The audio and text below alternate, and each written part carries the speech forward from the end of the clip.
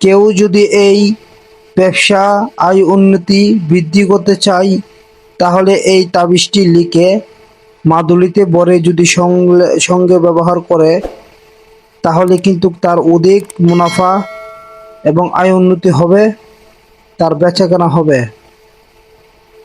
এই তাবিজটা সর্বদাই যদি সাথে রাখে তাহলে তার আয় উন্নতি, রুজি বৃদ্ধি হবে ইনশাআল্লাহ। আল্লাহর উপর ভরসা করে ওই তাবিজটা লিখতে হবে।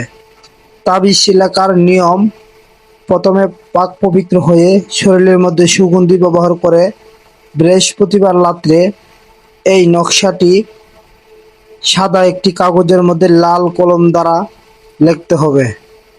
লেখার পরে ওই তাবিজের মধ্যে আতর সুগন্ধি লাগানোর পরে ওই যে তাবিজটা ওই তাবিজ একটা মাদুলির ভিতরে 4 ভাঁজ পরে মাদুলির ভিতরে ঢুকাবে।